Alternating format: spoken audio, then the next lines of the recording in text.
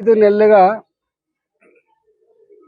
గత 5 నెలలుగా హైదరాబాద్ తెలంగాణ పేద ప్రజలు అరచేతిలో ప్రాణం పెట్టుకొని బిక్కుబిక్కుమంటూ బతుకుతూ ఉన్నారు.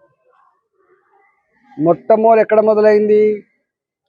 హైదరాబాద్లో ఉన్నటువంటి చెరువుల పక్కపొంటి కట్టుకున్నటువంటి బస్తీలు కావచ్చు, పేదలు కొనుక్కొని కట్టుకున్నటువంటి ఇళ్ళు కావచ్చు, హైడ్రా పేరిట నోటీసులు లేకుండా కనీసం సామాన్లు తీసుకుపోతాం, మీ కాళ్ళ మొక్కుతామని చెప్పి కాళ్ళ మీద పడ్డప్పటికి కూడా బూటు కాళ్ళతో తన్ని ఆ ఇల్లు కూలగొట్టినటువంటి తీరు యావత్ తెలంగాణ ప్రజానికంలో ఒక ఆందోళన మొదలైంది.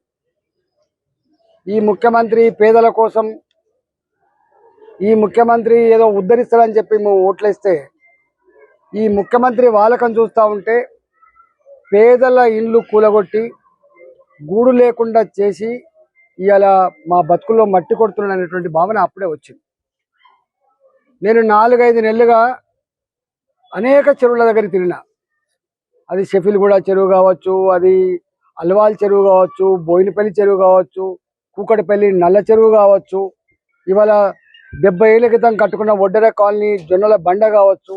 ఎక్కడికి పోయినా ఒకటే మాట, బిడ్డ మేము 70 ఏళ్ళ నుంచి ఉన్నాం బిడ్డ, మేము 50 ఏళ్ళ నుంచి ఉన్నాం బిడ్డ, మేమంతా 60 గజాలు 70 గజాలు ఇళ్లల్లో పని చేసుకొని కూరగాయలు అమ్ముకొని మా సర్వస్వాన్ని ఇక్కడ పెట్టుకున్నాం బిడ్డ అని చెప్పి వాళ్ళు ఏడుస్తున్న తీరు నిజంగా బాధేసింది. మేము మొదట్లో మాట్లాడిన నాడు ఎవరు రిస్కులకు రాలేదు, కానీ ఒక నెల 15 రోజుల తర్వాత వాళ్ళ ఏడుపు, వాళ్ళ కన్నీళ్లు సమాజానికి ముట్టి యావత్ ప్రజానికమంతా కూడా వాళ్ళకు సాలిడారిటీ చెప్పిన తర్వాత ఆ దుర్మార్గపు ఆలోచనకి తోక ముడిచిండు రేవంత్ రెడ్డి.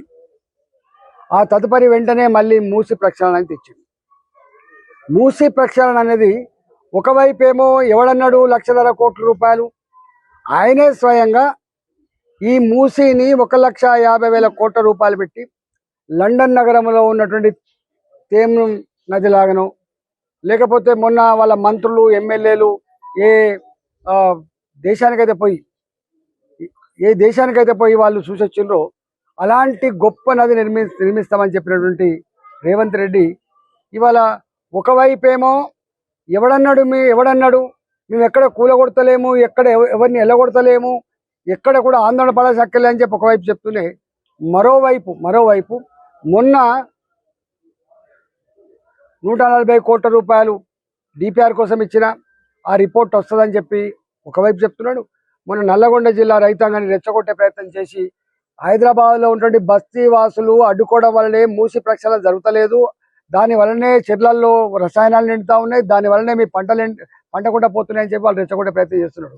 ఇవాళ ఇక్కడ నేను 3 నెలలే పనిగిరి కాలనీ కావచ్చు, మారుతి నగర్ కావచ్చు, ఇక్కడ తిరుగుతున్నప్పుడు ఎంత భయంకరమైన సత్యాలు బయటకు వస్తున్నాయంటే, మీరు ఇప్పుడు షూట్ చేసుకోండి, ప్రతి ఇంటి యజమాని కోర్టుకు పోయి 20,000 30,000 రూపాయలు ఖర్చు పెట్టుకొని, 50,000 ఖర్చు పెట్టుకొని మా ఇల్లు కూలగొట్టొద్దని చెప్పి స్టే తెచ్చుకున్నారు వాళ్ళు. ఇక్కడ గతంలో ఎవరైతే ఇళ్లలో కిరాయిలకు ఉండేదో కిరాయిదారులంతా కూడా ఖాళీ చేసి వెళ్ళిపోయింది.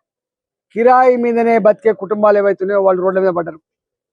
ఇక్కడ 3 నెలలుగా 4 నెలలుగా ఓ ఇల్లు అమ్ముదామంటే కానీ, ఓ ఇల్లు కొందామంటే కానీ ఎక్కడ లేదు. ఇక్కడ ఒకవేళ తన కొడుకు అమెరికాకు పోవాలంటే, తన బిడ్డకైనా పెళ్లి చేయాలనుకుంటే, లేకపోతే తనకి ఏదైనా ఆపద వస్తే ఇల్లు అమ్ముకునేటువంటి ఆస్కారం లేదు. ఇక్కడ బ్యాంకు రుణాలు రావు. ఇక్కడ ఏదైనా ఇల్లు బ్యాంకులో పెట్టి తెచ్చుకుందామంటే బ్యాంకు రుణాలు రావు. ఇవాళ ఇక్కడనే సాగర్ అపార్ట్మెంట్స్ అని ఒకటి కడుతున్నారు. సాగర్ అపార్ట్మెంట్స్ వాళ్ళు 3 సంవత్సరాల క్రితం అందరూ అడ్వాన్స్ ఇచ్చిండ్రు, సగం డబ్బులు కట్టిండ్రు, అది ఇవాళ పూర్తి అయిపోయింది. ఇవాళ వాళ్ళ యజమాని దగ్గర పోయి వాళ్ళు అంటున్న మాట ఏంటంటే, అయ్యా మీ ఇల్లు మాకొద్దు, మీ అపార్ట్మెంట్ మాకొద్దు, మా డబ్బులు మాకు ఏమంటున్నారు. ఆ ఇన్వెస్ట్ చేసినటువంటి ఇన్వెస్టర్ ఎక్కడి నుంచి తెచ్చిస్తారు?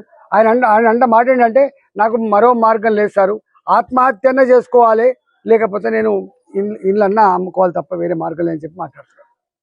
అంటే ఇక్కడ పనిగిరి కాలంలో ఇప్పటిదాకా ఆయన అంటుండే పూర్ణం ప్రభాకర్ గారు మేము బలవంతంగా చేస్తలేమని చెప్పి, ఇక్కడనే గీత అంటే ఆమె ఉన్నది, ఆమె ఇంటర్వ్యూ తీసుకోండి, 9 నెలల గర్భవతి ఆమె అన్న ఒక మాట ఏంటంటే, అంటే మనిషి అంటోని చెలింపజేస్తుంది. అది నాకు డెలివరీకి ఇంకా 3 రోజుల డేట్ ఉన్నది, నేను నా ఇంట్లో డెలివరీ అవుతా, ఒక 1 మంత్ టైం ఇవ్వండి వెళ్ళిపోతా అని చెప్పి బలవంతంగా నెట్టేసి నెల రోజులు లేదు గిల్ రోజులు లేదు, నువ్వు కనుక వెళ్ళకపోతే ఇంత డబుల్ బెడ్రూమ్ కూడా రాదు అన్న మాట అది. ఆ పక్కకే ఉంటుంది ఒక ఆమె పేరు నాకు సంధ్యారాణి. సంధ్యారాణి ఖాళీ చేసే పోయింది మొత్తం. సంధ్యారాణి ఖాళీ చేసుకొని పోయింది.